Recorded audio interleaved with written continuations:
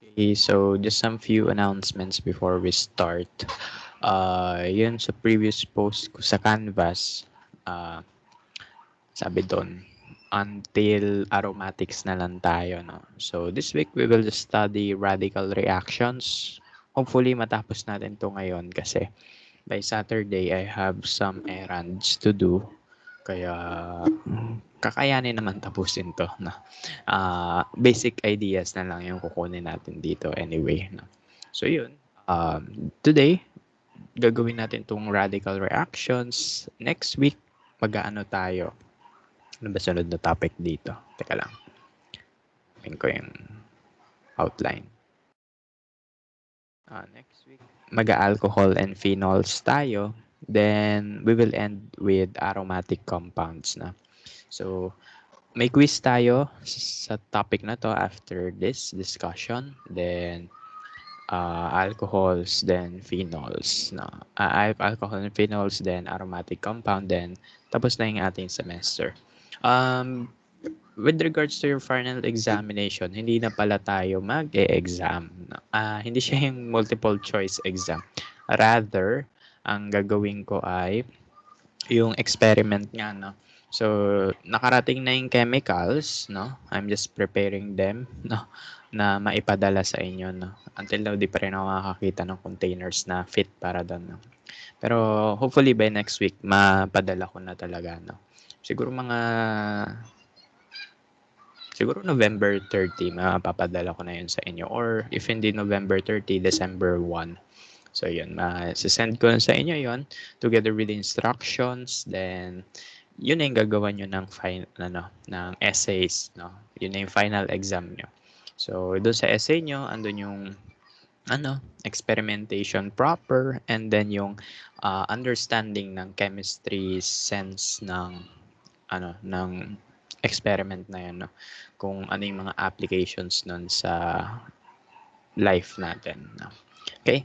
So anyway, punta na tayo sa topic natin ngayon. So hopefully matapos natin to today.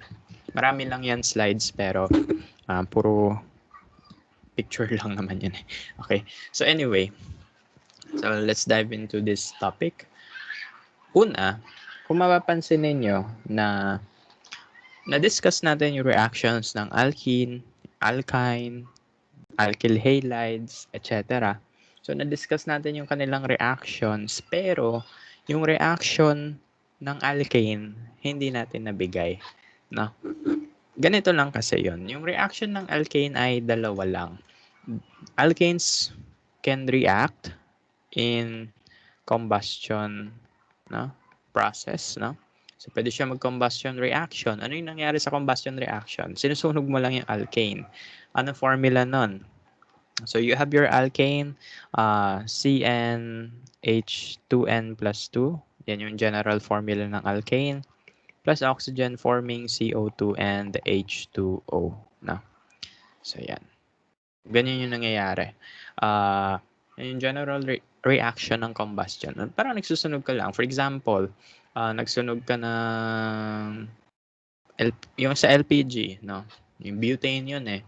So, yung nangyaring combustion na yun, that is one of the reaction of alkanes, no? The other reaction is the radical reaction, no?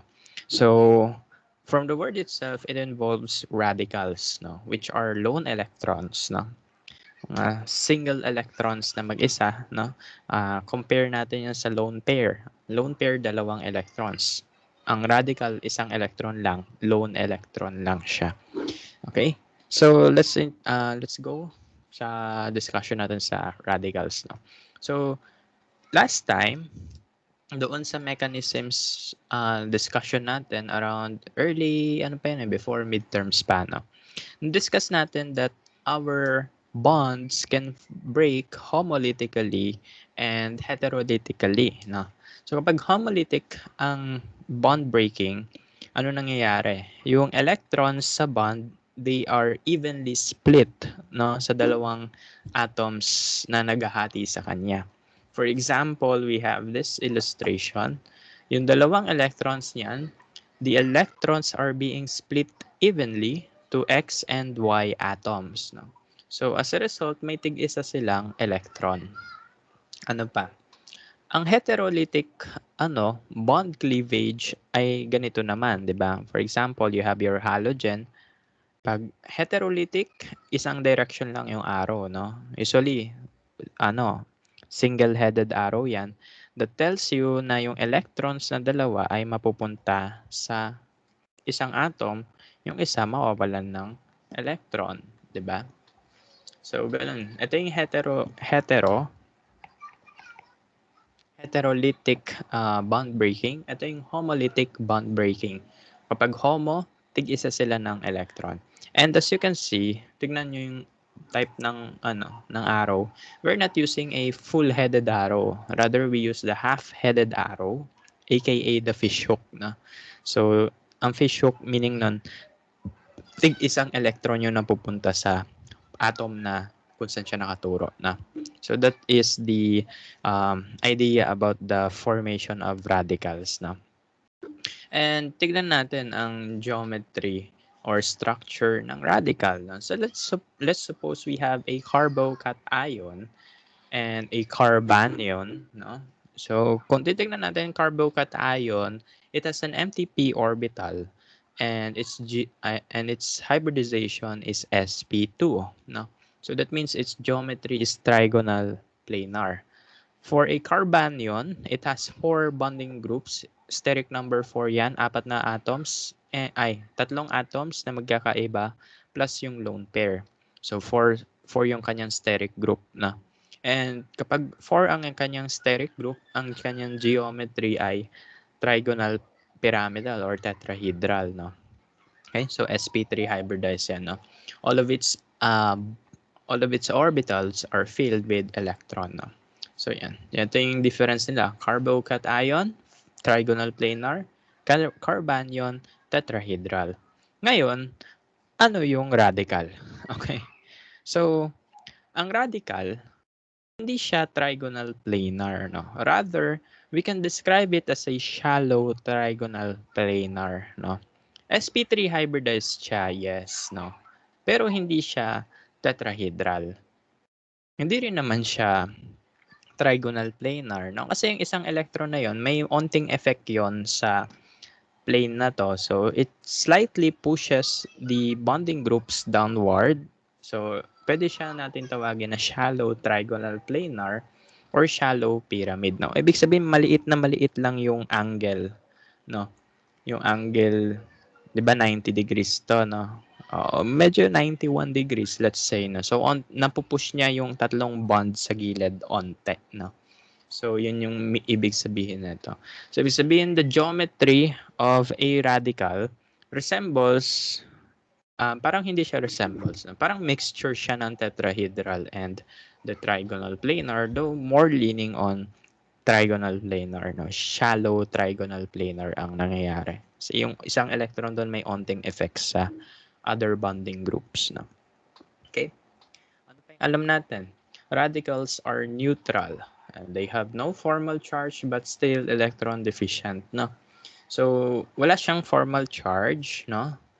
Pag kinuha niya yung formal charge, di ba, should minus have yun. The radical will still count, pero kulang siya sa electron or electron deficient siya. It doesn't follow the octet rule kasi 'di ba usually by pair 'yon. Kaso kapag isang electron lang, edi siguro 7 electrons lang nasa paligid ng atom na 'yon. Therefore, incomplete yung octet, no? Okay, ano pa alam natin about radicals? Radicals, they follow the same trend as the stability of radicals follow the same trend as that of the carbocation, no? So, sabi natin last time, ang carbocation, it's much stable when it is a tertiary carbocation because of the hyperconjugation, di ba?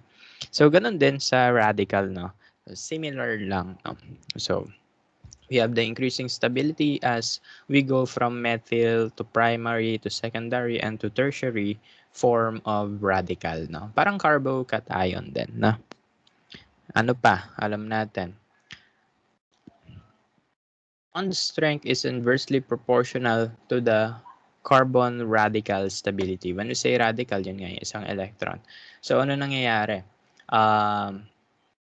Kapag mas matibay yung bond, ibig sabihin, mas less stable yung radicals. For example, triple bond yan. So, least stable yung radical doon kaysa sa alkene, sa double bond, or sa alkane, or single bond. No? And then, the more stable the resulting radical is, the weaker the bond. No? Because of this statement because of the previous statement. No? So, yan. Ano pa alam natin about radicals? Radicals are stabilized by resonance, no? So again, itong radical na to, it still occupies an orbital, no? And it can be uh, transferred, it can flow from one orbital to the other. So pwede tayong magkaroon ng resonance, no? So basically, ano yung image na ini-establish natin dito? That carbocation and radical are somehow similar in terms of stability, in terms of resonance as well, no? So ganun. So the more resonance the localized a radical is, the more stable it is. That means kung mas maraming conjugation, no? Again, yung conjugation yung alternating na double bond, diba? Na-discuss natin yung before. So kapag may ganon, edi mas stable ang ating radical. Okay? So, ganon. Ano pa? Resonance stabilized radicals are more stable than tertiary radicals, no? So, 'di ba kanina ang trend ng stability ng radical ay from methyl, primary, secondary, tertiary. Then, pwede pa 'yun ma-extend, no, to allylic and benzylic, no. So, mas stable sila kaysa sa typical alkane, no, alkyl versions, no. Bakit? Kasi nga yung ating double bonds, yung mga pi electrons diyan that can travel, no. Pwede siya malipat-lipat, no? Pwede niya ilipat-lipat yung radicals. So, yan. So, yung benzylic, ito yung mas stable na kung ito magiging radical yan, yung hydrogen magiging dot yan, magiging radical yan. Ito yung pinaka-stable because of the conjugation inside the benzene ring. No? Okay. So, yan. The more double bonds, the more conjugation, the more stable your radical is. And ito lang yung something na unique sa kanya, no? Kasi sa carbocation, wala naman siyang statement about this. Natin yung image na in-establish natin. Okay, so ito naman, when we say vinylic naman, may vinylic radicals are unstable, no? Compared to allylic, no? Bakit? Kasi dito yung sinabi natin kanina, 'di ba, na yung ating radicals kapag siya ay nasa double bond or nasa triple bond, unstable 'yon. Mababa ang kanyang stability. Okay, so ibig sabihin if ang ating radical ay nasa double bond, unstable 'yon. However, kapag yun ay nasa alkyl groups, no, such as the primary and the allylic, okay 'yon, no. So ganun lang. So yan. So, yan lang yung introductory part natin. Ano yung images na in-establish natin about radical? That radicals are formed by homolytic cleavage of electrons, of bonds, no? And we can represent that using fishhook arrows, no? The geometry of radicals resembles to the mixture, the hybrid, no? The hybridization of the trigonal planar geometry and the tetrahedral geometry, no? So instead na flat lang yan, it will slightly push the other bonding domains of the carbon pababa, no? Hence forming a very small pyramid, no? So ito yung very small pyramid na mapoproduce nila. Okay? So ganun lang. And yung stability ng radical, it resembles to that of the carbocation, no? So because of the hyperconjugation, pwede yun, no? However, ito yung addition sa kanya that yung ating radical, they can also be stabilized by resonance, no? Just like carbocation din, di ba? Okay, so yan. The more conjugation, the more the localized electrons, the more stable it is, just like carbocation, no? Ito lang yung nadagdag na special, yung depending on the type of the carbon to which your radical is attached, no? Kung yan ay may double bond or may triple bond, mas unstable siya, no?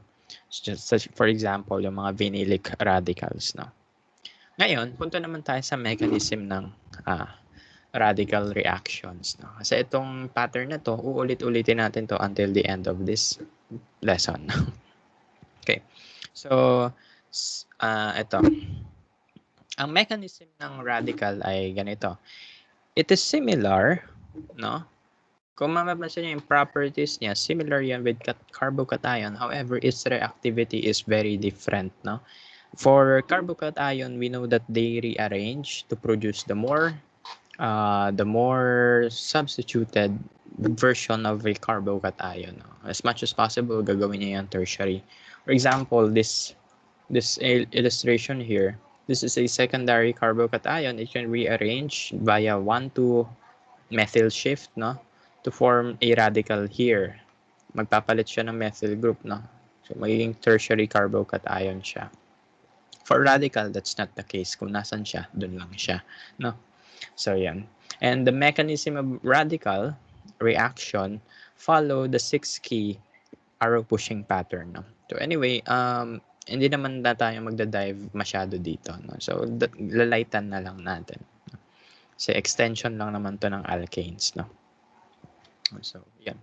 So, ano yung mga patterns ng reaction ng radicals, no? So, una, nag-start ang radical reaction with the homolytic cleavage, no? Wherein your bond is being split into 2 radical atoms, no? Which is initiated usually by light or heat, no? Ito yung reason bakit may sinasabi nila na reaction yung chlorofluorocarbon sa ozone layer, kaya nabutas yung ozone layer. Pupuntahan natin yan mamaya sa applications. Okay. So, ganito yung nangyari. You have your halogen, for example. So, it will be cleaved, no? Mag-split yan as initiated by light or heat, no? So, when you say light, it could be UV rays or any ionizing radiation. For example, sa thesis ko, gumamit ako ng gamma radiation, no? So, yan. Pwedeng UV rays, pwedeng gamma radiation, no? So, yan. Magpo-produce ka ng radicals. After the cleavage of your original molecule, your reagent, no? Then, ito yung mga pwedeng mangyari, no? Pwede yung ating radical na to, yung X radical, it can be added to a pi bond forming an alkyl radical, no? Okay, so yan. So, yung pi electrons, pwede yan magkipag-join. It can form bonds with this X para magkaroon ka ng radical na alkyl, no? Alkane chain, no? Pwede rin naman, itong radical na na-form natin, it can undergo a hydrogen abstraction process, no? Wherein your radical will pull out the hydrogen from your R group, no? Yung alkyl group, no? Hilahin niya yan to form the radical, no? Carbon radical there sa R, no? Pwede rin naman, itong bagong nabuo na R radical, it can abstract another molecule of this, let's say, halide, no? Pwede niya hilahin uli yung isang halide. Therefore, dumadami lalo yung X radical, no? Then after all those mess, no, 'di ba mapansin nyo, una mag-split yung X, magiging dalawa sila, then eventually nagkuhaan na sila ng kanya-kanyang atom. Pwede yung radical kumabit sa double bond, pwede yung radical kumuha ng hydrogen, or pwede yung alkyl radical kumuha ng isa pang halogen. Therefore, increasing the number of halogen radicals, for example, no. After nun, pag yung mga radicals na form na, mag-eliminate na sila and then eventually magkukupling na sila. So what happens with elimination is, ayun, pwede magkaroon ng arrow pushing to remove the radical from your alkyl group, no? So pwede niya i-push yung radical paalis ulit, no? Regenerating your original halogen. Pwede rin naman sila mag-coupling. So, ano yung coupling? Magsasama sila. Yung mga radicals magsasama to go back sa yung original conditions nila. Okay?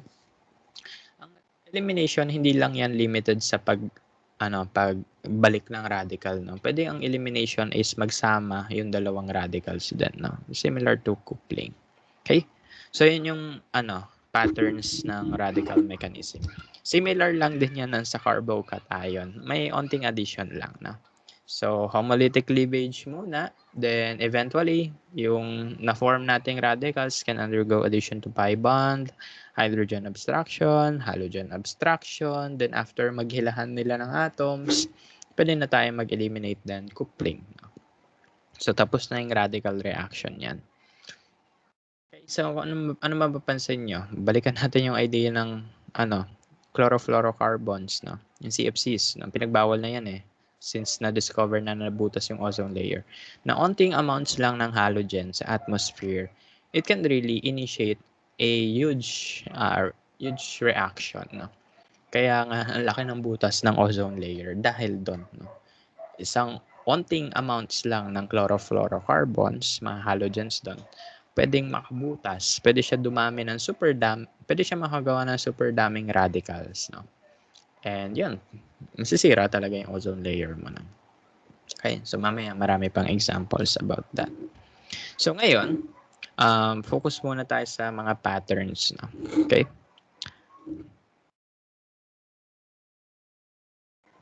So ito yung mga similar processes, no, na nangyayari dito sa ating radical mechanism. Actually, ito rin naman yung nakalagay kanina, no. So yun, if your halogens are breaking up, then we call it the homolytic cleavage. However, if your halogens are coming together to form the original diatomic halogen molecule, coupling tawag doon. For example, yung halogen radical that is being added to your alkene or alkyne, for example, we call it addition to the pi bond. Pero kapag yung ating itong product ng addition to pi bond, pag nilabas niya uli yung original halogen, we call it the elimination process. And then ito, pwede yung hydrogen abstraction in both ways, no? Pwede itong halogen kunin niya yung X, yung H, yung halogen kunin niya yung H. Pwede rin naman yung R kunin yung H, no? So ganito yung mga nangyayari in radical reactions, no? Okay? Mga steps, no? Ito yung mga precise steps na nasusundin natin later on, no? Although hindi na natin di-discuss na malaliman masyado. Yung easy lang kasi extension nga lang to ng alkanes, no?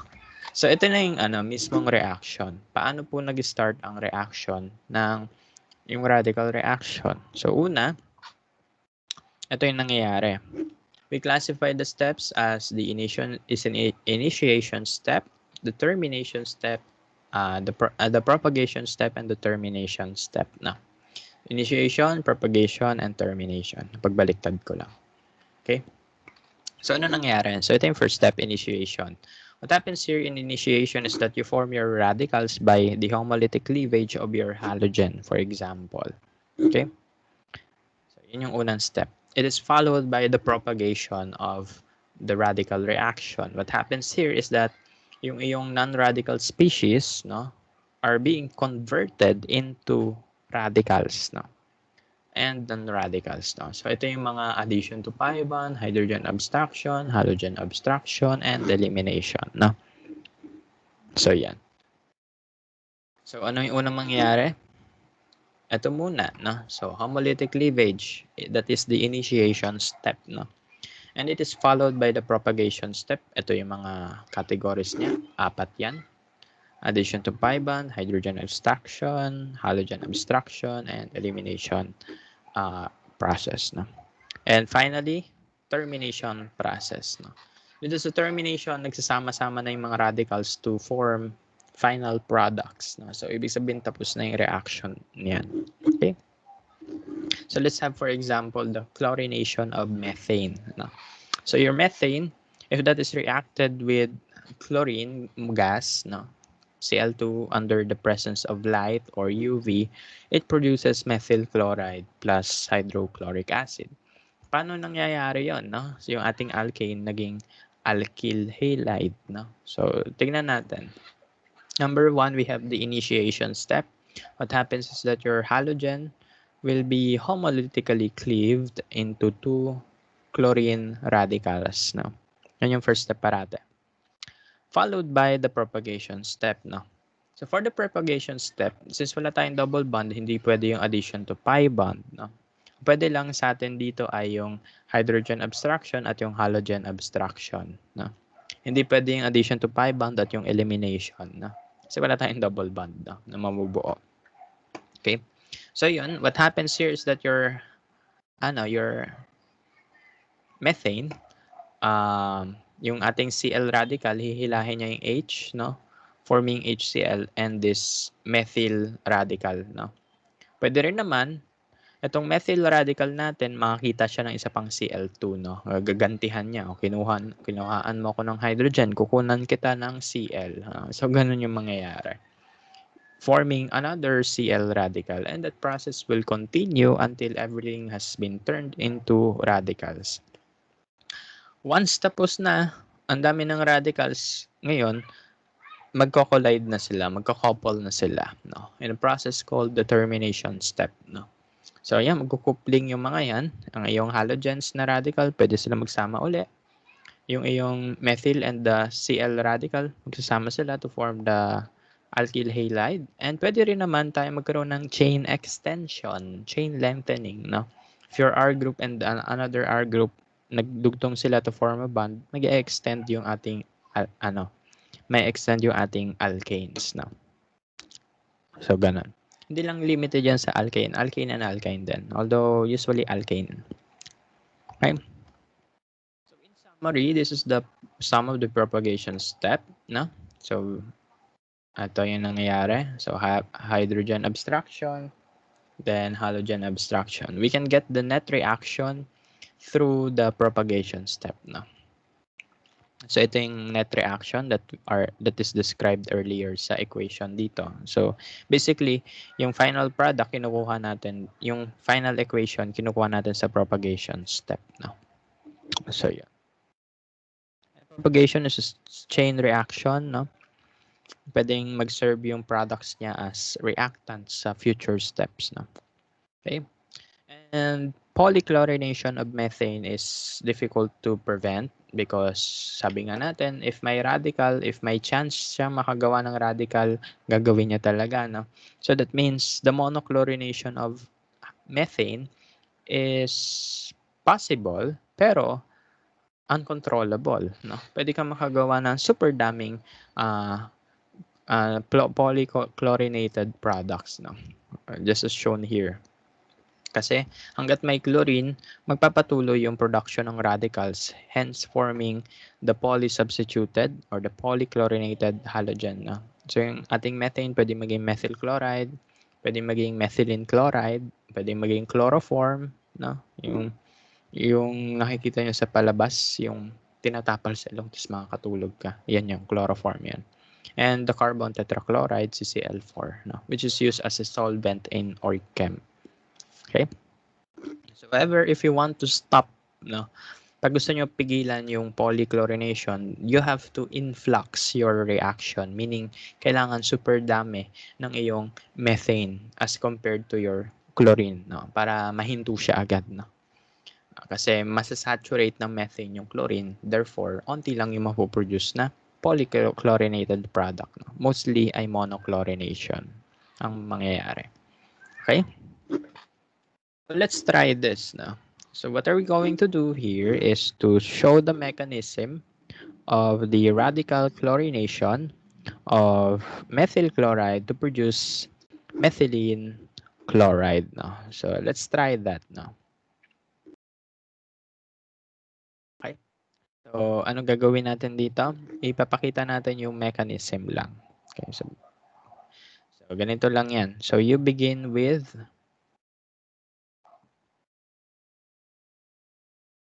okay, so drawing natin to. Pencil. Nanap ko yung pencil ko. Okay, so sige.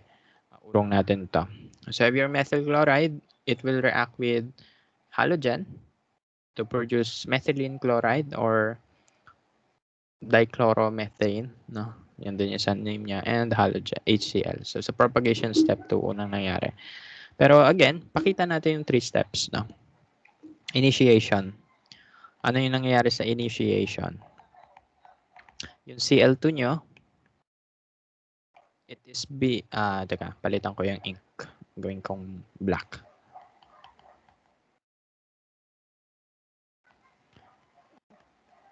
So what happens in your initiation step is that the bond between the halogen is homolytically cleaved, no? Producing 2Cl radicals. No? Okay? And itong 2Cl radicals, ito yung magko-continue ng propagation reaction. Propagation. Nangyayari dito? Pwedeng hydrogen abstraction, pwedeng halogen abstraction ang mangyari. No? So, yan. So, A, for the propagation, hydrogen abstraction muna. So, we have the methyl chloride.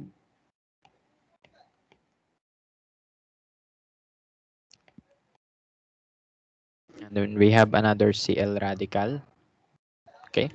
Gagawin natin, magkakaroon tayo ng, teka lang.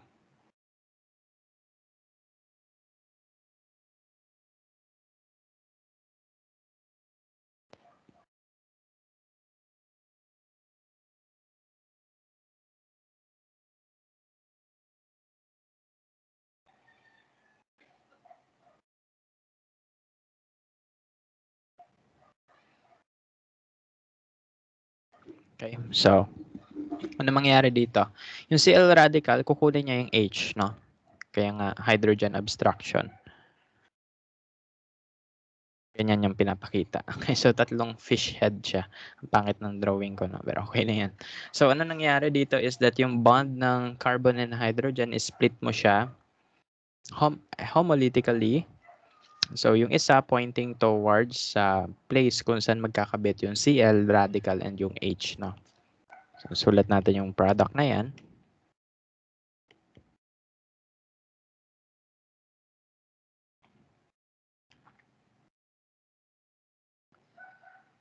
Ay, mali. Hydrogen abstraction pala, sorry. So, mali yung na-imagine ko.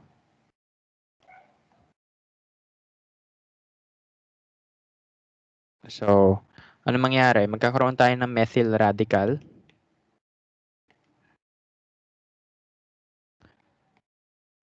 And HCl. Okay? Ngayon, letter B. Ano susunod dito? Halogen abstraction. Okay, so itong radical natin na ayan. Yan, yung radical na yan, it will abstract yung halogen sa molecular chlorine, no? So, mangyayari dyan, ganun pa rin, putulin mo yung bond homolytically, tapos magsasama yung dalawang radical.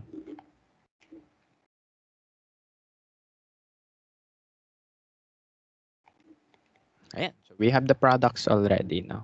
Plus Cl radical. Ano sabi natin kanina, no?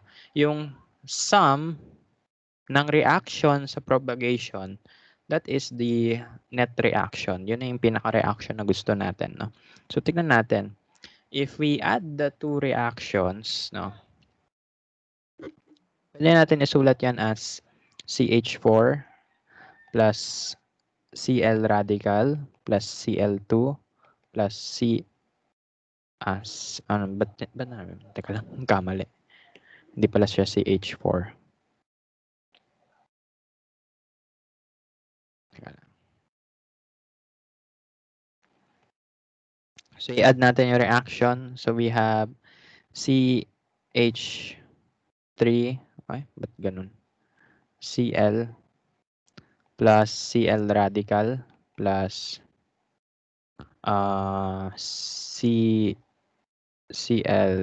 CHCl radical plus Cl2. Pag in-add natin yung reaction, no? Teka lang. So, ito yung mga nasa reactant side. CH3Cl, Cl radical, CHCl radical, and then Cl2. Then yung products ay ito. CH, ayun, umokay na uli. CH2, Cl, radical, HCl, CH,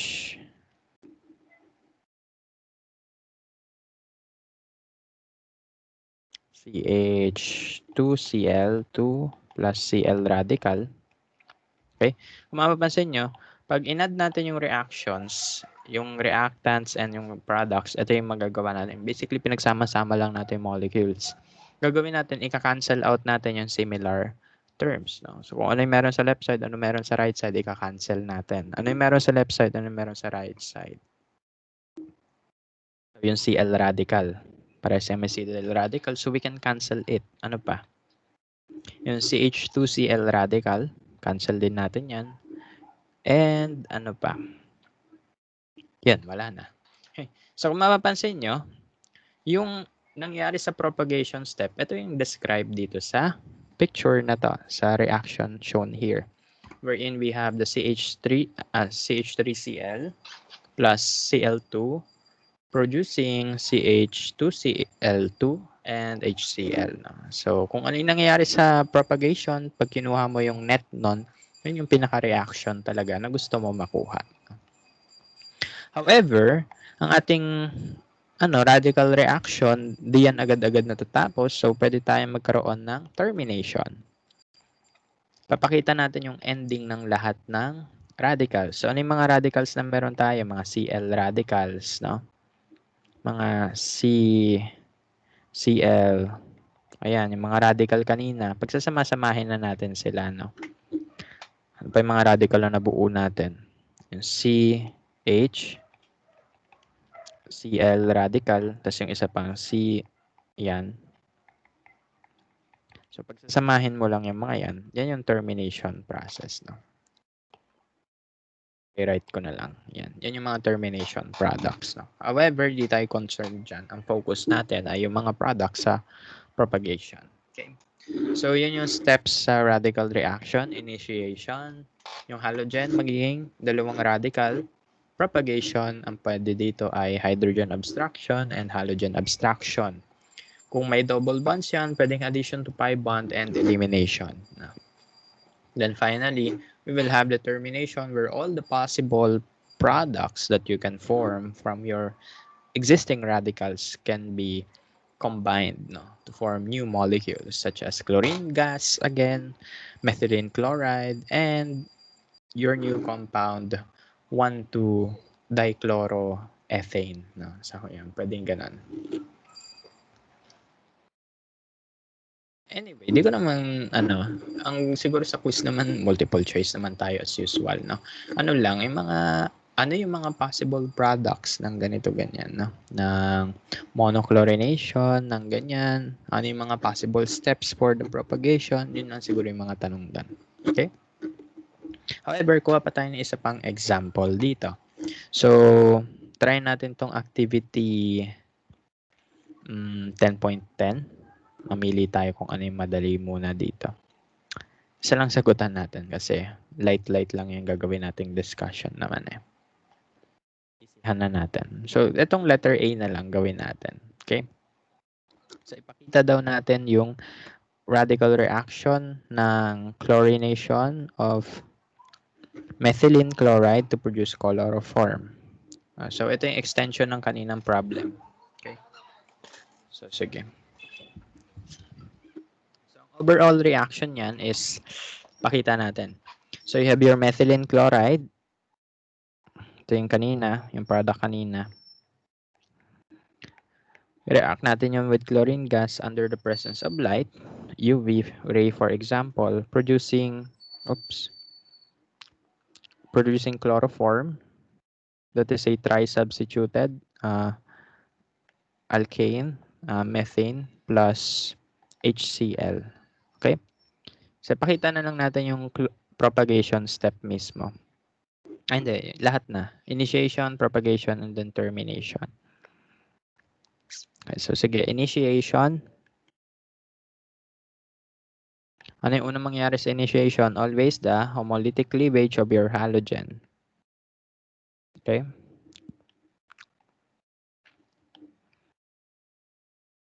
Ganyan yung mangyari. Mag-split yung electrons dyan to form 2Cl radicals.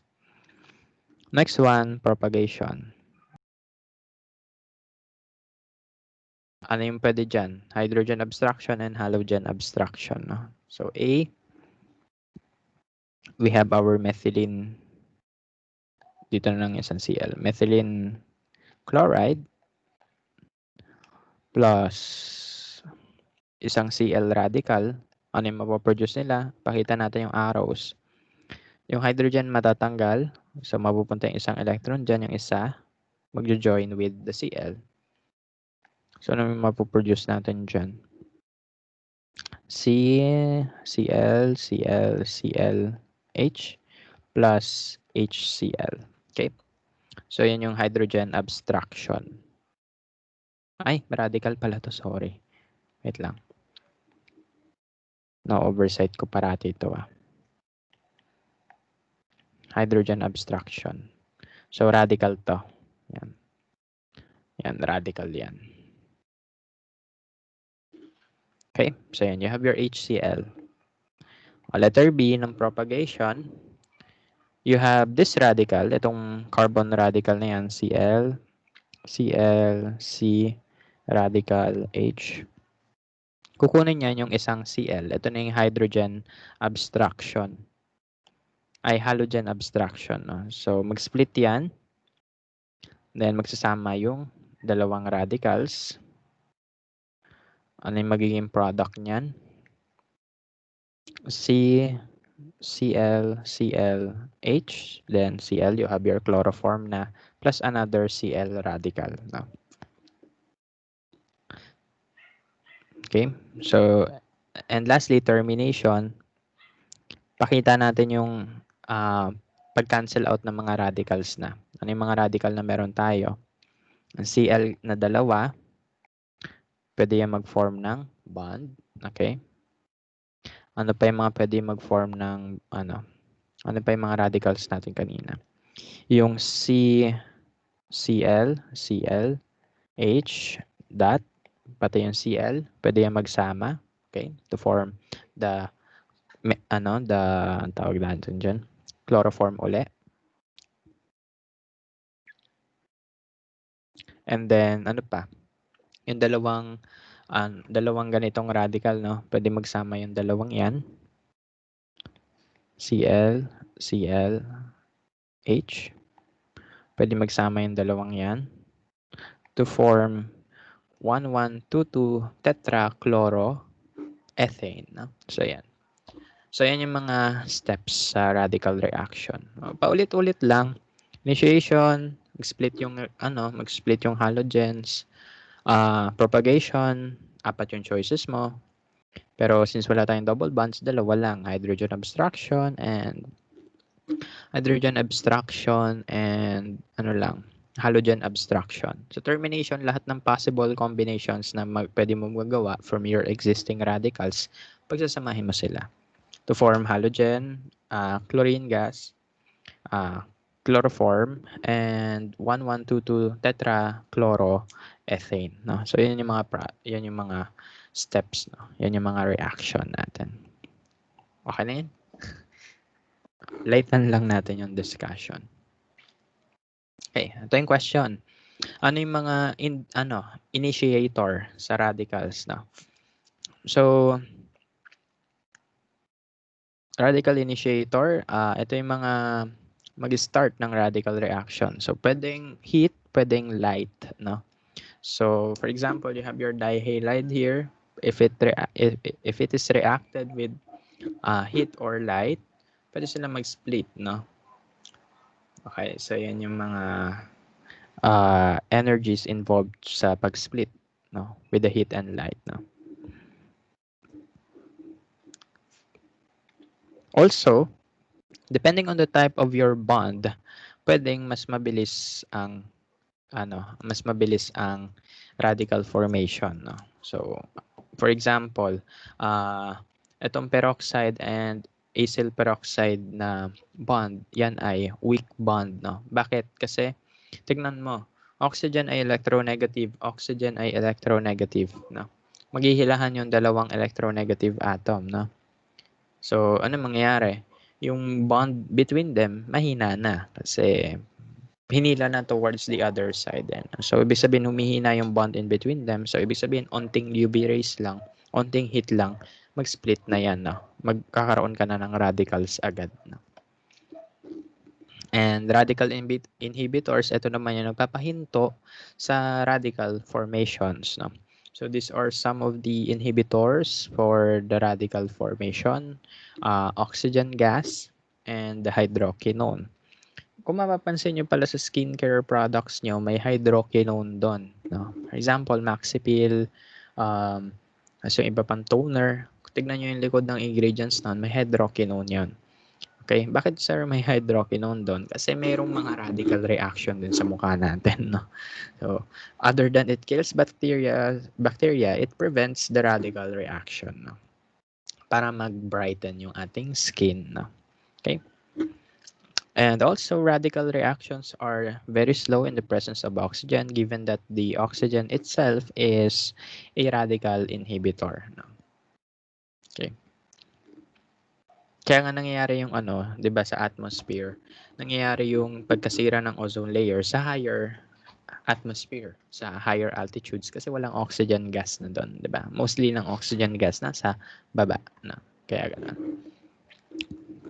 So, paano po nag-undergo ng stabilization or inhibition yung hydroquinone? So, sabi natin, kapag may benzene, good yan na pan-stabilize ng radical. No?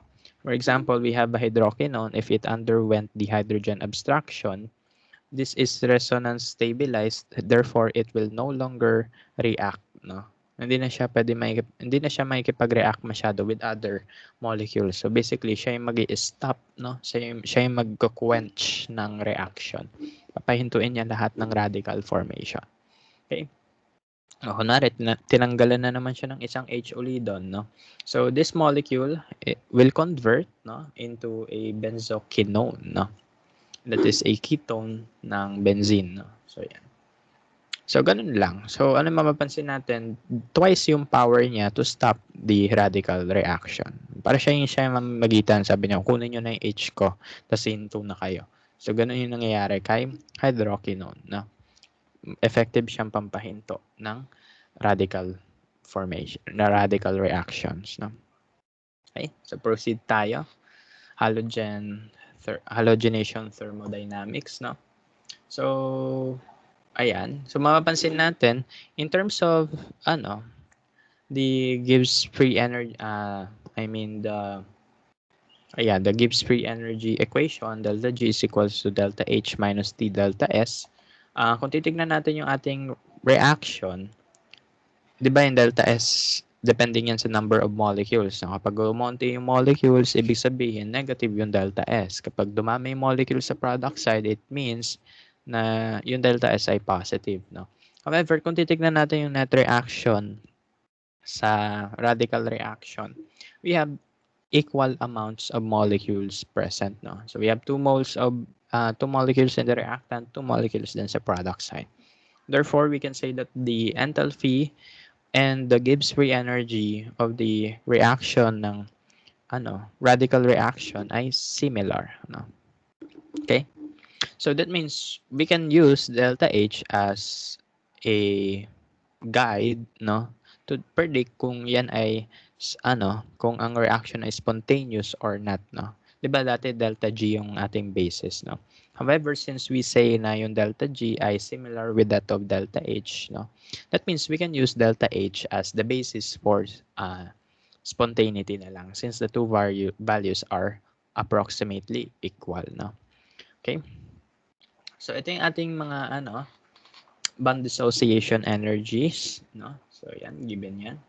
Ito yung mga pinuputol na bonds sa radical reaction. Then, 'di ba last time, although in-skip ko to no, sa thermodynamics, no. Na-skip ko yung pag-solve ng delta H, 'di ba? Kasi hindi na naman natin kailangan gawin 'yun. No?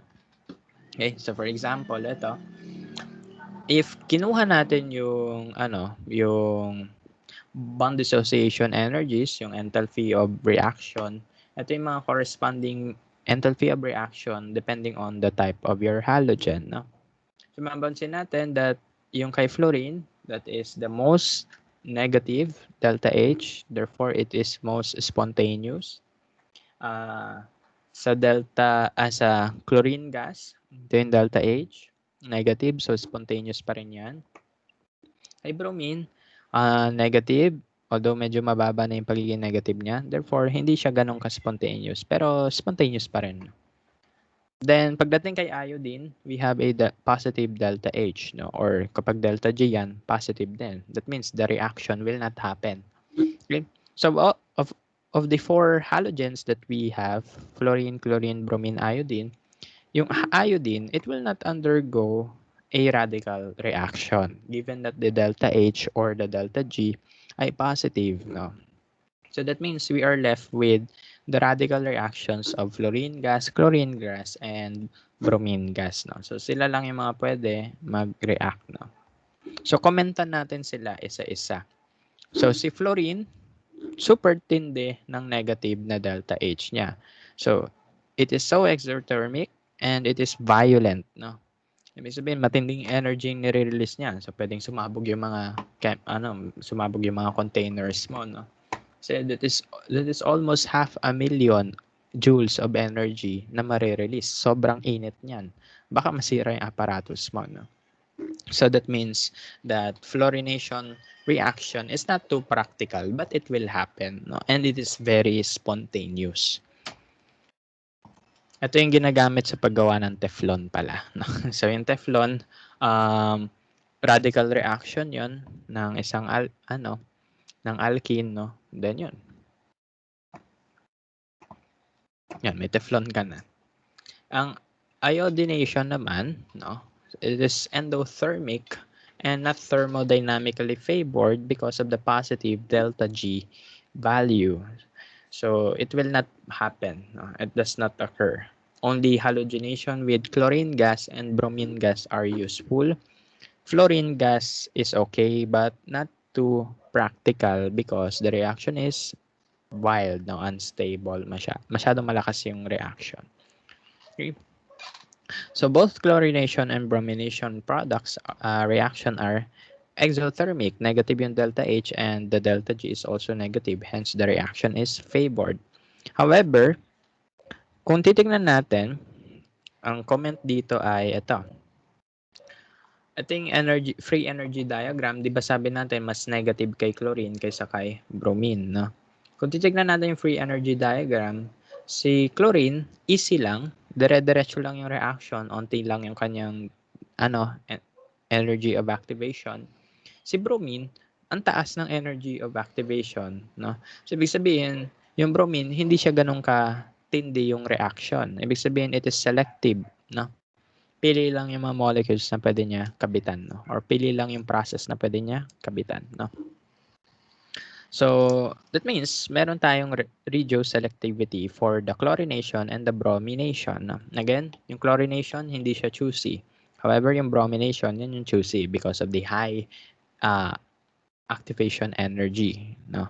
Given the reaction, the energy diagram there, no? So sabi natin dito, chlorine is indiscriminate. So it doesn't matter whether that's a primary, secondary, or tertiary chlorine na mabubuo natin, no?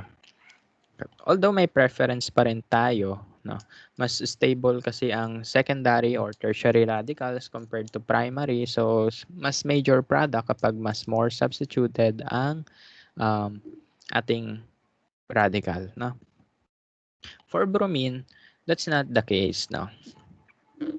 So it is more selective for the secondary carbon rather than primary or tertiary, no? So ibig sabihin yung bromine mostly secondary carbon ang kanyang ipoproduce, no? And that can be explained by the Hammond postulate. Again, ano yung Hammond postulate? It just tells us na yung ating transition state, it will resemble the image or the itsura ng molecule sa reactant or sa product side depending on the energy. No? Okay? So for chlorination, the transition state resembles the reactants. No? So, ayun. So, hindi magmamatter kung saan siya kakabit. However, pagdating kay bromination, the transition state will resemble the product. So, ibig sabihin, kung preferred niya yung secondary talaga yung gagawin niya. Hindi niya gagawin masyado yung primary or tertiary. No? So, ganun. So, yun lang. Ayun lang. Ito mga extension na kwento lang to.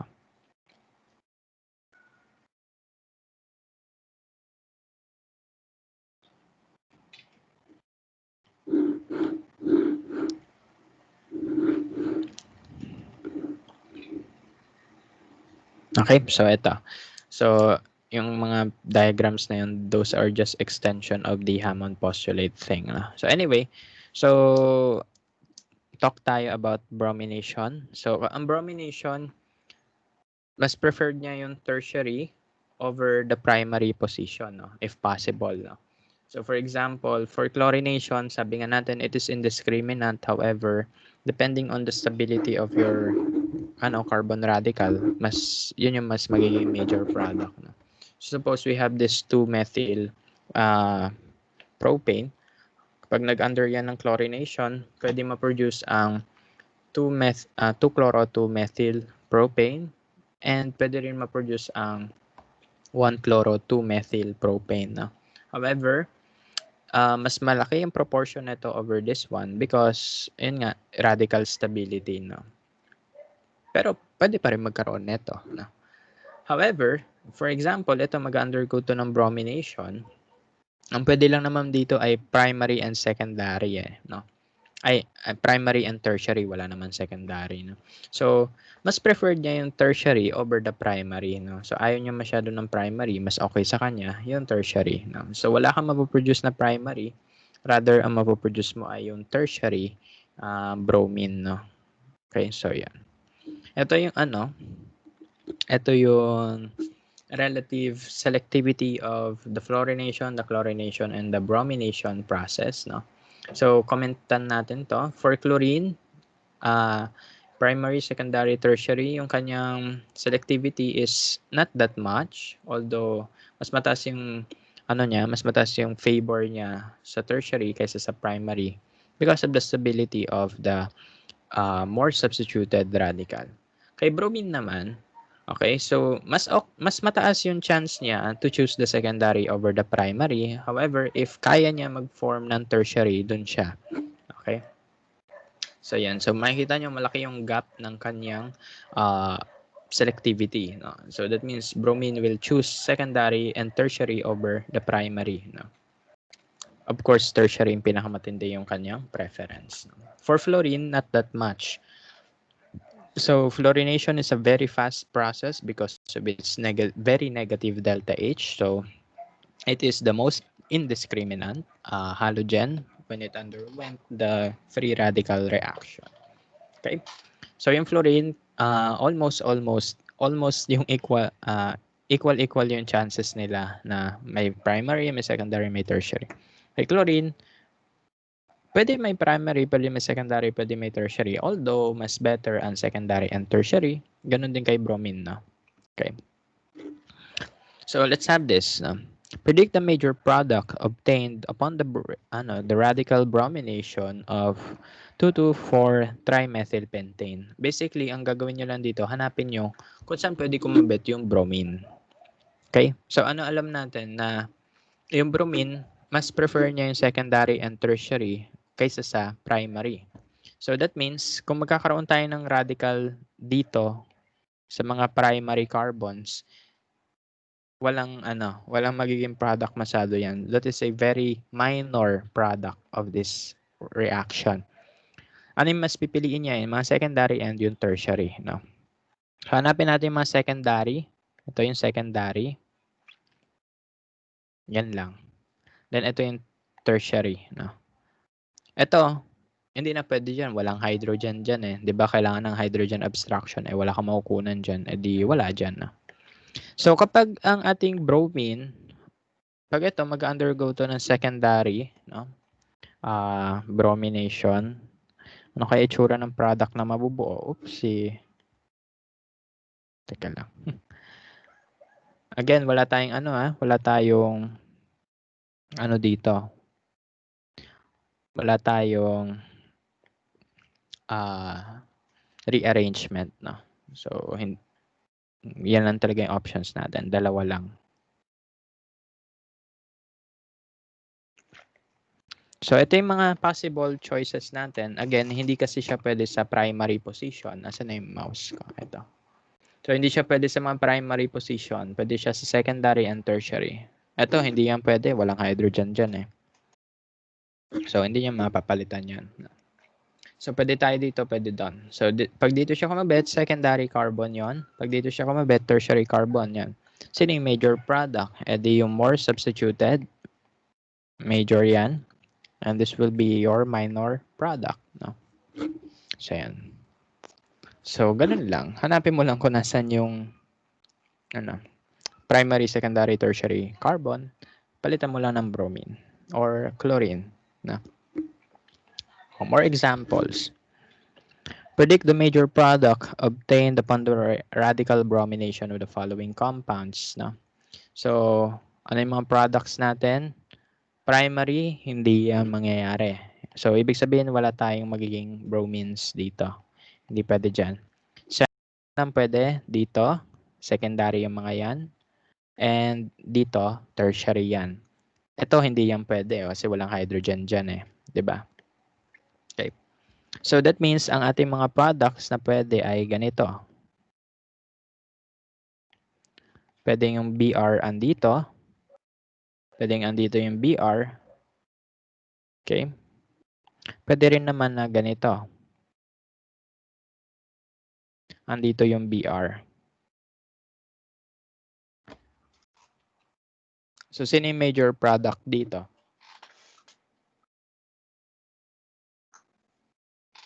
Ang major product dito ay ito. Ito yung major. Ito nasa baba. Bakit? Kasi yan yung tertiary carbon. No? So, mas better dyan. Letter B, saan kakabit? Saan yung major product? Hindi ko na ito-drawing yung iba. Dito. Okay. So, ito tertiary carbon to eh. Ito secondary. Pwede dyan. Sa primary, hindi masyado. Pero, mas okay yung tertiary. So, yan yung major product. How about this one? Isa lang naman. Ito lang naman yun. Diyan kakabit yung bromine. Okay? So, hindi pwede dito, hindi pwede dito, hindi pwede doon kasi walang hydrogen yon. Ito lang yung merong hydrogen na tertiary. The rest ay primary. Okay? So, dyan lang talaga siya kakabit. Okay? Ayan lang. Basta alam nyo lang kung saan siya pupunta. Solve na tayo. The stereochemistry naman of the halogenation reaction. Pwede naman magkaroon ka ng stereo products, no? As long as siya ay chiral center, no? So ganun pa rin naman. If a new chirality center will be formed, then you can produce stereo products, no?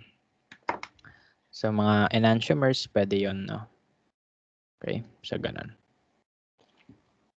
And 50-50 yung chances, no? Kasi again, yung geometry niya is somehow shallow pyramid, no? Ang kanyang illustration. So, ibig sabihin, pwede pa rin naman sa front and back kumabit yung halogen, no? So, pwede tayo maka-form ng racemic mixture or 50-50 na R at S. Okay? So, ganun. So, for example, we have the butane. If that will undergo a monohalogenation reaction, we can have a racemic mixture of R and S, 2 chlorobutane and 1 chlorobutane. No? So ito, racemic mixture yan, 50-50 chances. Kasi similar, no? Most ang radical dyan ay nagre-resemble sa trigonal planar mostly, although nakabend onte. No? Okay, so ganun. Ayun, basta may chiral center ka nakakabitan, pwede magkaroon po ng RNS products. For example, we have this one, predict the stereochemical outcome of the radical bromination of the following alkane. Okay? So, syempre, hindi pwede dito kumabit yan, bromination. Walang hydrogen dyan eh. So, hindi pwede tayo dito. Dito, pwede yung kumabit. No? And ito, pwede dito. Pero, sino yung major product? Dito, sa tertiary. So, kapag sa tertiary yan, we can have RNS configuration. No? Oopsie. Gawin natin yung tertiary product na lang. Yung major product lang.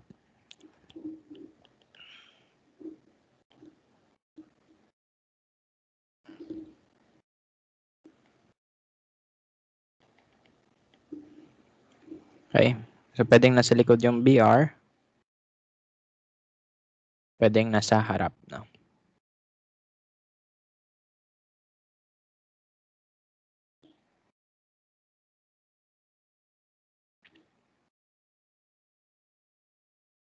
Tapos 50-50 yung percent nila or racemic. No?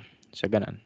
So, bakit dito? Kasi ito yung mas mataas yung chances ng bromination. No? Sa secondary, pwede rin naman. Although minor products yan. So, hindi ko na ito-drawing. Yung major product, yung aking ito-drawing. Kasi yun yung important. No? So, yan. So, pwede ka magkaroon ng R, pwede ka magkaroon ng S. Kaya na bahala. No? Kung sino yung R, sino yung S dyan. Okay? Predict the stereochemical outcome. Ito. Siyempre, dito kakamit yung bromine. However, is this a stereocenter or not? This is not a stereocenter. Okay? So, we will not have stereochemical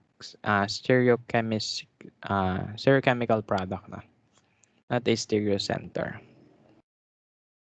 Bakit hindi siya stereocenter? Kasi tignan nyo. Ano yung basis natin for stereocenter? Stereocenters, yung gilid ng carbon na yon ay iba-iba. Ito methyl, iba yan. Ito bromine, iba yan. However, this group sa taas and this group sa baba, they are alike. Parehas lang yan. Okay?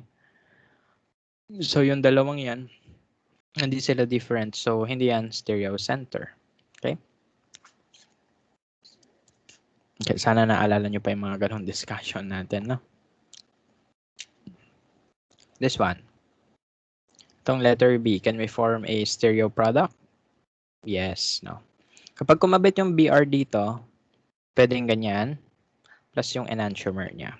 Okay, yung bromine naman yung nasa harap. Bakit ito ay stereocenter? Kasi if you look at this carbon, ang ating carbon ay may 4 na ibang groups. Methyl, yung bromine, yung alkane chain dito, and ito, carbon na may 2 carbon pa.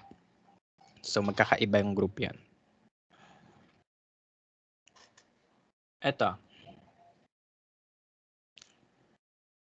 Okay, so this is also a pwede rin yan yung RNS configuration, no? So, bakit? Kasi this carbon is a stereocenter. BR, iba yun sa methyl, iba yun sa ethyl, at iba yun dito sa group na to, sa right, no? So, magkakaibang groups, therefore, pwede yung RNS configurations. Ito. Pwede rin dyan ang ba't EN? BR pala. So, pwede rin dito yung stereocenters. No? Bakit? Kasi may methyl ka, may bromine ka, then tignan mo. Ito yung nasa lower part mo, 2 carbon. Pagdating sa upper part, magkaibang group talaga sila. No? Okay, so that is a stereocenter. Now, let's talk about allylic halogenation. Ano meron dito sa allylic halogenation? Sabi natin, weakest yung CH bond that will undergo radical hydrogen abstraction faster than others now. Okay, and alkenes selectively undergo H abstraction at the allylic carbon. Okay, so ibig sabihin, yung abstraction ng hydrogen, kapag yan ay mag-undergo ng radical reaction, will happen at the allylic carbon. So ano po yung allylic carbon uli? Ang allylic carbon ay yung carbon adjacent sa double bond. Okay, so di ba ito yung double bond? Ito yung double bond. Yung carbon next to it, yun yung allylic carbon. So, pwedeng dyan, pwedeng dito. So, dun po pwede kumabit yung mga radicals natin. Okay? So, dun po sila pwede kunan ng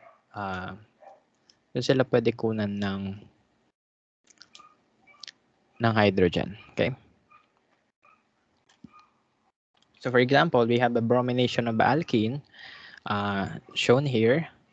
So, yung Br kakabit yon dito sa allylic carbon. However, ano yung mapapansin natin?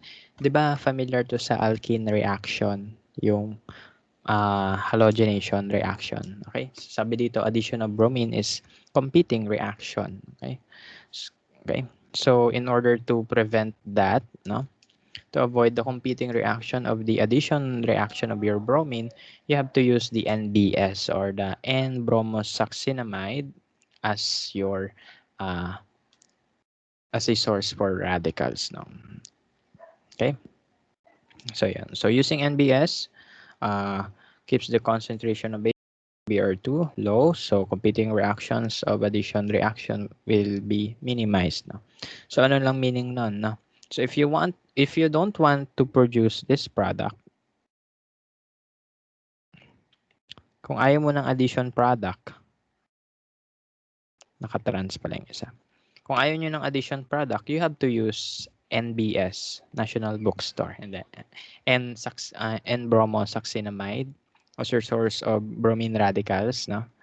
And yun, so kailangan mo siya idagdag talaga. Okay?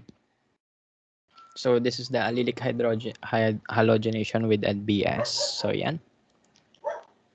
So ganun pa rin naman, ito yung propagation step, hydrogen abstraction, then halogen abstraction. Okay? So again, the presence of NBS will prevent the addition products such as shown here. Mape-prevent niya yan. Okay? Hindi yan mangyayari. Basta may NBS. Okay? For asymmetric alkanes, a mixture of isomeric products are obtained. No? So yan.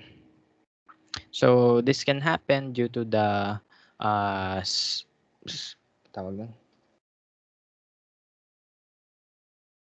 That can happen due to the resonance of your radical and the double bond, no? Kasi kung mapapansin nyo, ito, kunwari may radical ka dyan, pwede yan mag-resonance, no?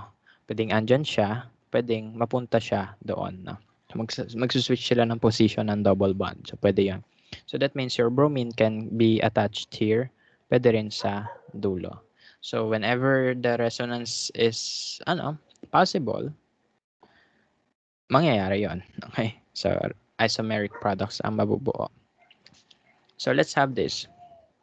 Predict the products that are obtained when methylene cyclohexane is surged with NBS with light. No? So anong purpose ng NBS? Para may bromine. Okay?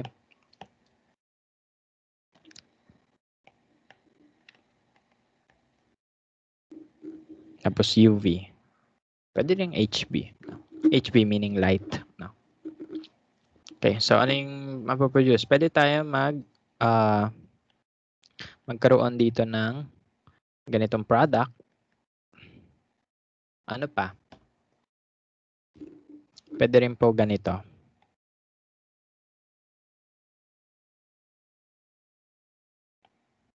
Ay, mali. Wait lang. Kinulang ako ng carbon. Let's explain natin kung bakit ganon. So, pwedeng ganyan. At pwede rin ganito.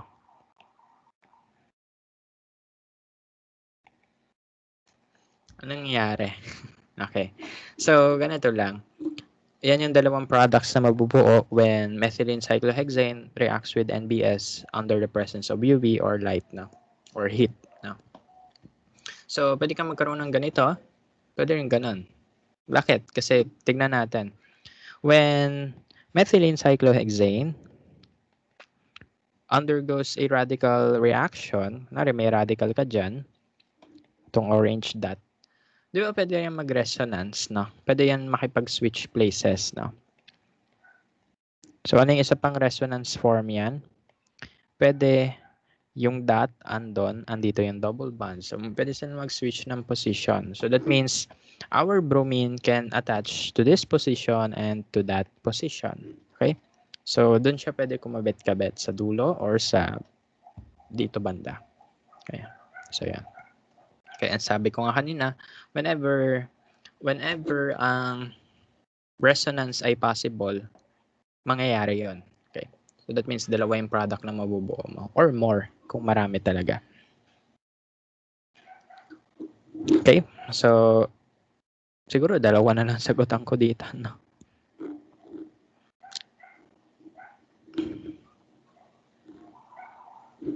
Okay. So, ito na lang, letter B and C sasagutan ko. So, still the same. Reaction with NBS under the presence of light. So, for B, ito yung mga products na pwede natin mabuo, no? Pwedeng andyan yung BR. Pwede rin naman na ganito. Pala dito ko na lang drawing. Pwedeng andyan yung BR. Pwede rin yung ganito.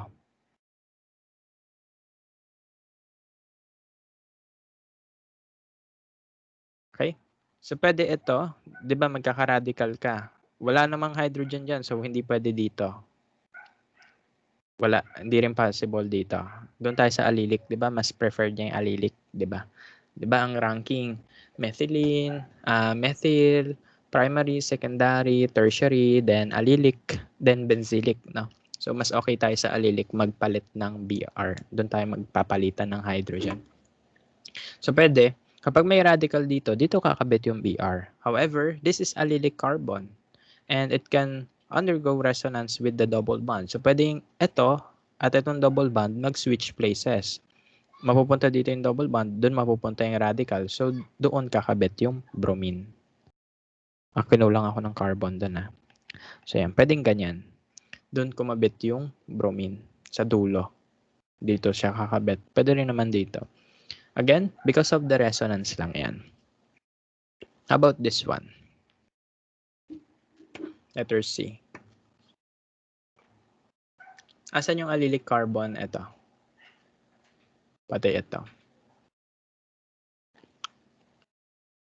Okay, so ano yung mga pwedeng maging products yan? Pwedeng andito yung Br. That is the same as drawing Br here. Ano naman yung molecule eh? Tawag doon. Siya ay tawag doon yung may symmetry. No? So, pwedeng dito yung Br, pwede rin doon yung Br. They are still the same. If you want to check, go na. Same lang yan. Ano pa yung isang product? Andito yung double bond. Tapos, andito yung Br. Okay? So, yan. So, kapag andito yung radical, andun yung double bond, pwede sila mag-switch. Andito yung double bond, andito yung radical. Dito sa carbon na to. Okay? So, dun. Pwede yon. So, ayan yung dalawang products na pwede mabuo. Punta naman tayo sa atmosphere science. Ito na yung sinasabi ko na application niya. So, ayun. In our atmosphere, specifically in the upper atmosphere, above this stratosphere, we have the ozone layer there, no? And ozone is created and destroyed in the upper atmosphere, no? So, usually, yung ozone ay product yan ng oxygen gas and oxygen atom. So, pag nagsama yan under the presence of light and heat, no? Pwede siya makabuo ng ozone, pwede rin bumalik sa oxygen. Okay? And heat is more disordered form of energy compared to light. Therefore, the process is spontaneous. So, ganun lang. So, ano lang yung idea dito na yun nga, yung ating ozone, nabubuo yan from the reaction of oxygen gas and oxygen atom present in the atmosphere. So, pwede mabuo yung ozone by reacting oxygen gas and oxygen atom, no? In the form. Yun. So, paikot-ikot lang yan. Tapos, ano mangyayari? Ito, punta tayo sa topic ng ozone depletion. No? So, ozone depletion is a serious problem. Una, kasi without it, yung ating UV rays, pwede siya pumasok, pwede siya tumago sa atmosphere. Pag tumama yan sa balat natin, it can cause cancer, skin cancer. That's why we have to use sunscreens, no, with SPF 50 and above protection in order to stop, no, yung penetration ng UV rays sa ating skin. So para hindi tayo magka-cancer. Okay? And chlorofluorocarbons are believed to be the culprit kasi the usage of chlorofluorocarbon increased by the time na 1960s, na yung mga industrial revolution, ay hindi, mga modern industrial revolution, yung gumagamit na talaga tayo ng technology to mass produce products. For example, yung mga refrigerator, no? So yun yung may mga chlorofluorocarbons, no? And we have lots of version of chlorofluorocarbon. We have the CFC11, CFC12, and CFC3, CFC113. No? So, all these are used as refrigerants. No? Nasa lumang refrigerator yan. And actually, magugulat ka. No? Ako nung nalaman ko to na ginagamit din nila yung CFC sa hairspray. Diba? Ang weird lang. Kasi ngayon, yung hairspray, di ba, liquid na lang. Gumagamit ako dati ng hairspray. Pag, 'di ba, dati uso yung mga nakaganyan yung buhok, no? So gaganon mo lang yung gaganon spray mo lang sa ulo yung hairspray. That's yan. Fix na yan, no? Pero dati, ang hairspray ay parang Lysol. No? So Lysol may ginaganon mo talaga siya sa ulo, no? And yung gas na ginagamit nila doon to propel the liquid, no? Parang sa Lysol lang din, ay gamit nila ay CFCs. Sa refrigerator, common talaga gamitin yung CFCs that time. No? Okay? So, yan. Ano yung nangyayari? Di ba sabi ko nga kanina, yung radical reaction ang sisisihan. Kasi tignan nyo, you have CFCs, no? And there can be sources of chlorine and fluorine that can undergo radical reactions with the ozone, no? So, ano nangyayari? Yung Cl radicals from our CFCs, no? Pwede siya mag-undergo ng initiation process. Pwede matanggal yung chlorine, no? Then, once you have your chlorine radical, it can destroy the ozone, no? Ito yung ozone, abstract niya yung isang oxygen. Then, eventually, yung ozone, magiging oxygen gas na lang. Okay?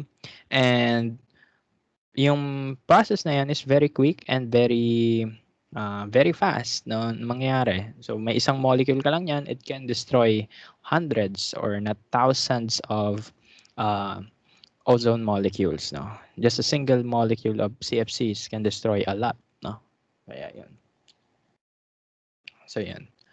So, ngayon, as a remedy, instead of using CFCs, we use the hydrofluoroalkanes or sometimes hydrofluorocarbons, no. Ako, dito sa refrigerator namin, sa chest freezer namin, siya ay gumagamit ng refrigerant na alkane, no? Alkane talaga, nakalagay sa likod pentane, no? So C5H12. 'Yun yung ginagamit niyang refrigerant, no? And okay naman siya. Maganda yung performance ng chest freezer namin, no?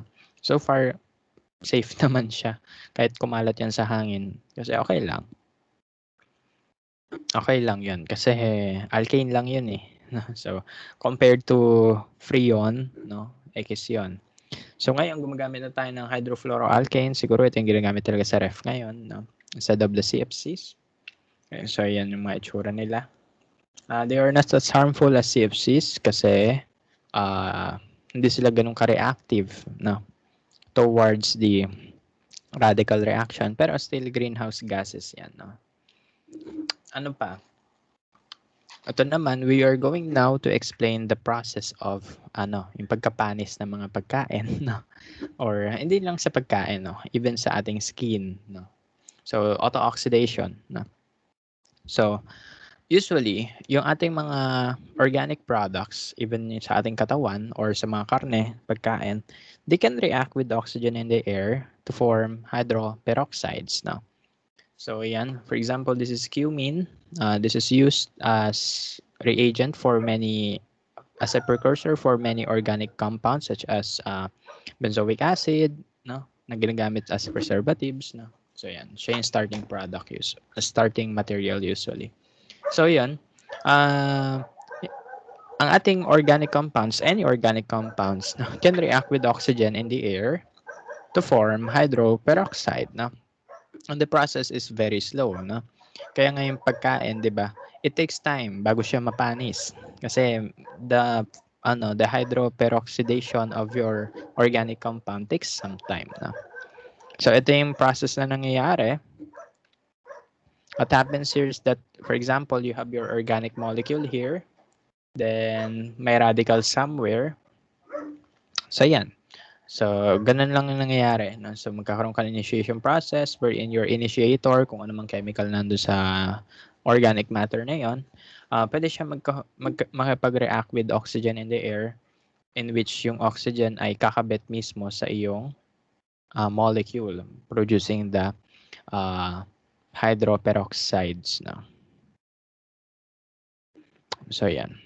So, as a net reaction, what happens here is that ito yung alkyl groups mo, yung oxygen kakabit directly sa alkyl groups, no? Forming the hydroperoxides, no? Okay, so yan. And usually, ethers are susceptible to the auto-oxidation process. So, saan po ba may ether? Maraming ether sa food din, no? So, yan. So, yan. So, sila yung reactive din. Oxygen kakabit mismo dito. And hydroperoxides are explosives, no? Ito naman, wala naman to relationship sa pagkain, no? So some chemicals are sensitive to light, no? Kasi it can initiate the radical reaction. That's why sometimes we have to store chemicals in an amber bottle. Ano yung amber bottle? Yun yung bottle na kulay brown, no? Some chemicals has to be stored there in order to prevent the radical reaction, no? Such as this one. Okay. Ito pa, triglycerides. Ito yung mga nasa meat, no? Sa mga karne-karne natin. They are also susceptible to auto-oxidation. Kasi ito, for example, this is our triglycerides sa ating karne, sa ating laman. Meron tayo niyan mismo sa katawan natin, no? Yan yung mga nasa lipids, no? Lipids, taba, no? Doon sa taba-taba natin sa katawan natin or sa meat, no? May mga triglycerides yan. And dun sa tail ng triglyceride, may mga double bond doon. And saan pwede tayong magkakagawa ng ng radical reaction? Sa allylic carbon. So ito yung ating mga carbons na double bond. Sa allylic carbon, dun pwede kumabit yung hydroperoxides. No? So auto-oxidation can cause the food to become rancid and toxic. No? Kaya sometimes we have to store food sa special places, no? Or we have to treat it with other chemicals para hindi siya agad mapanis, no? Okay? Kaya sabi natin, food with unsaturated fatty acids have short shelf lives unless preservatives are used. For example, yung karne. Okay? Kapag hindi mo yan preserve, mapapanis agad yan. Iwan ka ng karne sa labas. 'Di ba?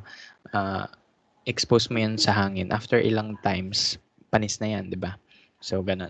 So, that's why we have to sometimes use preservatives such as this one and this one, BHTs and BHA. So, ano is something na special sa kanila? They have the benzyl group.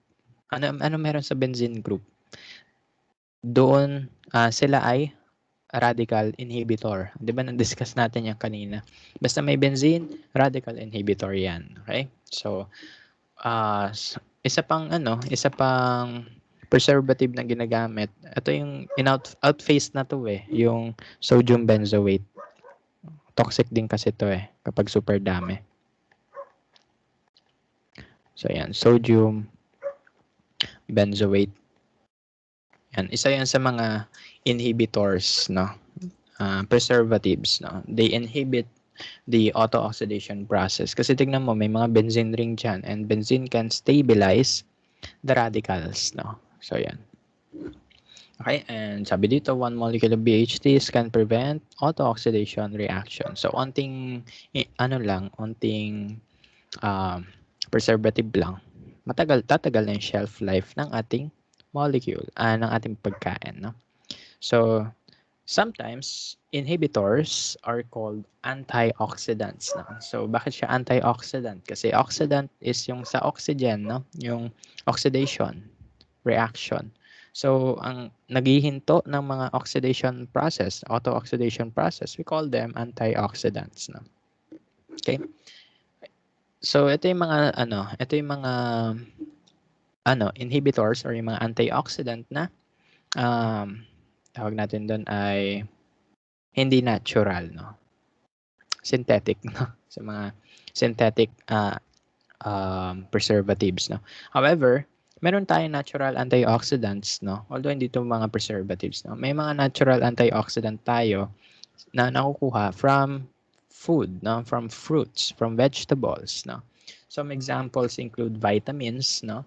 So that's why we have to drink vitamins, no? It is important sa ating body because they help prevent the auto-oxidation sa ating cells, no? Sa ating mga lipids, sa ating mga no? Kasi kung pag nangyari yon, magkakasakit-sakit ka. Kaya 'di ba kapag kulang ka sa vitamins, may sakit-sakit tayo. One reason is the auto-oxidation, no? So yan. So may vitamin tayo, for example, vitamin E. Makikita nyo may benzene ring. So it can stabilize the radicals. This is vitamin C. Ayan.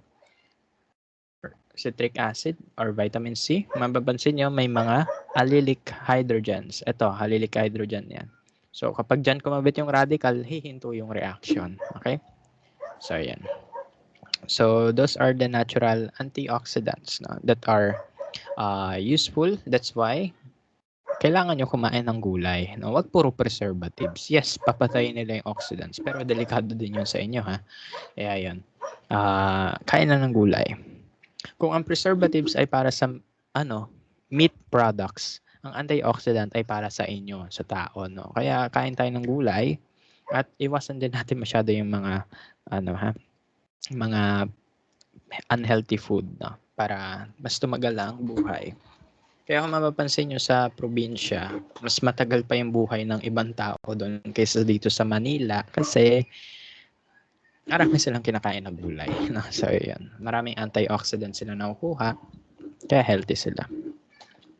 Ngayon, let's go to some other additional info about the radical reactions. For example, yung addition ng HBr. Diba sa alkenes, alam natin kapag HBr, that will give us Markovnikov product. However, in the presence of peroxide, it will give us an anti-Markovnikov product. Ano ba ginagawa ng peroxide? Peroxide serves as a radical initiator. Okay? So, ganito kasi nangyayari. So, kapag may peroxide doon sa reaction, ito yung ating peroxides, no? So, it can initiate the formation of radicals. Then, eventually, tandaan nyo yung allylic carbon. No? Okay, so, di ba, itong bromine, kakabit yan doon. So, ito yung mga radicals na mapuform. So, usually, we form the tertiary radical, di ba? Kasi yun yung mas stable. So, it is more favored compared to the secondary ones. Na. Tapos yun. Ano mangyayari? So, eventually, skip ko na lang yung mga part na to. So, eventually, the presence of peroxide, no, allows the addition of your bromine to the least substituted carbon or the anti-Markovnikov addition. No? Bakit? Kasi yung sa radical reaction, kunwari may radical dyan, tapos nagkaroon ng hydrogen abstraction, okay, or halogen abstraction. So, matic yung H kakabit dito sa most substituted carbon. No? So, yan. yan. For example, ito yon. Dito yan sa propagation step, di ba? So, ito yung ating double bond. Okay? So, ito na yung ating bromine radical given by the initiation process, no? So, yan. Nagkaroon tayo ng bromine radical. What will happen is that yung bromine radical, form yan ng bond with this, with the double bond. Tawag natin dito ay addition to pi bond. So, we have this tertiary carbon kung nasaan nandun yung radicals. Then, eventually, hydrogen abstraction. Okay, kukunin niya yung hydrogen. So, yan. You have your anti-Markovnikov product. No? So, yan lang. Additional info uli. Anti-Markovnikov radical reaction is spontaneous. Okay.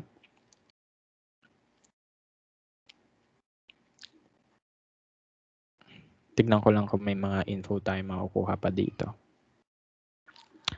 And yung mga ibang info dito, same lang naman sa mga na-discuss na natin before. Basta ang reason lang why we have to add peroxide para maging anti-Markovnikov yung product is because the peroxide serves as an initiator to form radicals. No? And then yung radicals, alam natin, may preference yan, di ba? Okay, so yun. And then, maka-form tayo ng anti-Markovnikov product. No? So, by the way, skip ko na yung ibang parts dito kasi eto, na-discuss na natin itong mga to. So, di ko na uulitin yan. No? If possible, yung if possible maka-form ng yung stereocenter, edi yun yan. Dun may kakaroon ka ng racemic mixture. Alam nyo na yan. Ginawa na natin to sa alkene eh. And last one, we have the radical polymerization. Ito yung favorite ko kasi ito yung thesis ko dati. So what happens here is that we have an alkene and it can undergo polymerization. No? Ito yung gagawin nyo rin sa experiment. No? So I have a bag here of borax. Kayo na bahala mag-research kung ano to. Papadala ko to sa inyo sa December 1. No? Ayusin ko na lang yung lalagyanan. Nabutas ko nga eh. So yan. So send ko yan sa inyo. No? So anyway, so radical polymerization tayo dito. So for example, we have an alkene here. It can undergo polymerization. So what is polymerization? That is a process of joining monomers to create long chain of materials. No? We call it polymers. For example, ethylene will serve as our monomer, the simple unit sa polymerization. Kapag yung monomers pinagdugtong natin, tatawagin natin yung polymers. No? The ethylene, kapag nag-undergo ng polymerization, makaka-form tayo ng polyethylene, PET, which is plastic. Plastic yan. So, ayan. From ethylene, pag nag-polymerize siya, makakagawa tayo ng plastics. No? PET, PET bottles. No? So, familiar kayo doon. Okay, so paano ba nangyayari yung mga polymerization? So, usually, polymerization can happen via radical chain reaction mechanism. No? So, you have to have an initiator, usually peroxides. No? And, yun, hahaba yung chain nyo. So, yan, magkakaroon tayo ng addition to pi bond, etc. Then, magdudugtong-dugtong na yung carbon chain to give you a polymer. No? And that process is very quick. No? Also, it is possible na magkaroon tayo ng chain branching. Okay? So, chain branching, that means yung isang chain dudugtong sa isa pang chain. No? So, yan. So, possible din yan sa radical reaction. No? Okay? So, maraming applications yan. For example, yung mga squeeze bottles and plastic cups. No? Okay? So, ganun lang. Pwede tayo magkaroon ng branching. Okay? So, ayun. So, these are some example of the polymers. No? For example, polypropylene. Ginagamit daw to sa, appliances, styrene. So, ginagamit sa styrofoam. No? Okay? So, styrene, benzene yan. No? Allylic benzene. So, pag nagdugtong-dugtong yan, styrofoam yan. We have vinyl chloride. Pag yan ay naging polymer, PVC pipe. Okay, yung tubo ng tubig. Okay, polymer yan. And then we have the tetrafluoroethylene. Pag yan ay naging polymer, Teflon. Yung mga nasa non-stick frying pan. No? And these are some applications of radical reactions. So ginagamit to in petroleum processes, for example, cracking. That means your alkanes na nakukuha natin sa ilalim ng lupa, they can be cut down into smaller pieces, producing alkenes and alkanes. No? Hydrocracking naman, this is a radical reaction that involves the breaking of your long chain to produce smaller products. No? Reforming, ito naman, nagkakaroon tayo ng branching. This is also initiated by radical reaction. Kasi kanina nasabi natin, di ba? Pwede yung chain branching. Pwede rin dito, yon. Okay, so some other uses.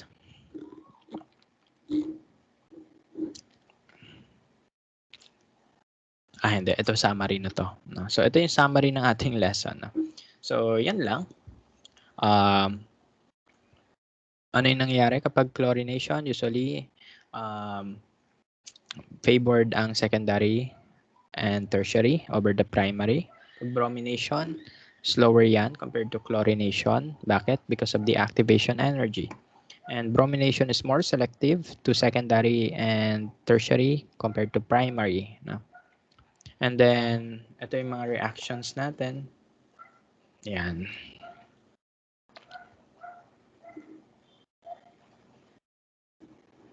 Ayun, so tapos na tayo. So basically, ang ginawa lang natin na ending is yung yung relationship ng other ng mga previously unexplained topics natin. Ngayon natin nalaman, such as yung anti-Markovnikov products, no? When we use peroxides, dahil lang yan sa radical reaction. Okay? So, yun, that ends our discussion for radicals. Mag-open ako ng quiz, no? Around this week, no? So, sa Sabado, wala tayong meeting, no? So, natapos naman natin yung, kailangan natin tapusin today, okay? So, that marks the end of the discussion. Next week, alcohols tayo, okay? So, punta lang akong calendar. Ito, alcohols tayo dito. Next week, alcohol. Pag matapos agad din natin yan, edi good. Then, benzene. No? Then, we will have our finals. So, congratulations. Malapit na kayo matapos. No? Ano pa? Sa December 1, dito ko ipapadala yung chemicals sa inyo. So, you have until December 19 to accomplish the paper. Madali lang gawin to. Oo. Sadyang busy lang talaga ako sa classes din. Kasi to be honest with you, I have 48 hours per week plus other errands na work. Kaya yun. Tapos nung mga, nung mga suspension ng classes, ayun, so typical ginagawa sa bahay. Preoccupied ka sa mga gawaing bahay. Kaya ganun. So medyo naubusan ako ng time literally. Okay, so yun lang. So that is the discussion for radical reaction. So next meeting, we will continue with alcohols. Okay, so upload ko na sa YouTube, no? And I will open a quiz and good luck and bye-bye.